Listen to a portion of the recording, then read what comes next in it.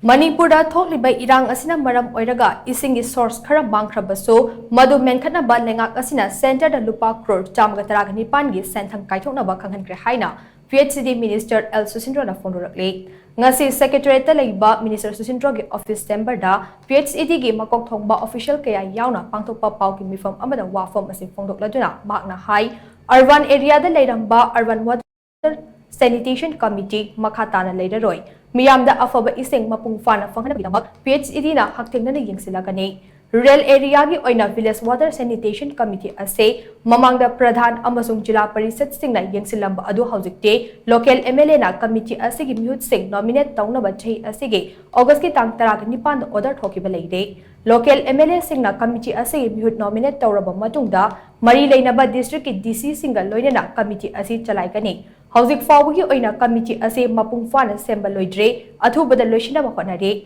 department ase gi makhataba khongthang amu oina yumthong singdage khongbatliba ising tax ase su uniform oiba tax amu oina lokhalagani Minister Susindro na makhatana hai state asida haujik leiriba phibam asina maram oiraga ising source ayambana mangkhre ising source ase ayambana chingdagi oibani adubo thokliba irang asida kanagumba sakhangdaba miyoi singna pipe kakhatpa huranba amadi manghankhibana maram oiraga ising source ase manglapane ising source mangkhibana maram oiraga khul kaya ising phongdana leire ising phongdabagi awaba mayoknariba khul singda ising hongannaba leingakna akhanaba thorang paikatli State funding gi makhada guha tauba amasung loktak lift irrigation gi mateng na ising phanghanaba khonare mangkhraba ising source sing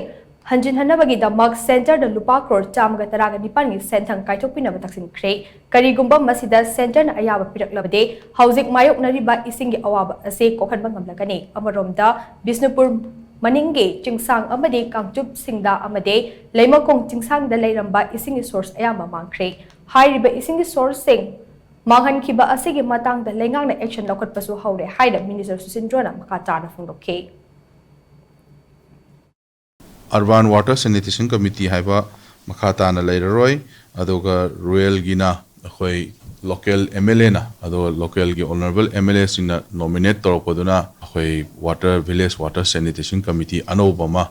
form torakanda smoothly khoi thabok tongnana makhatana chatharani na media ko thang thamjari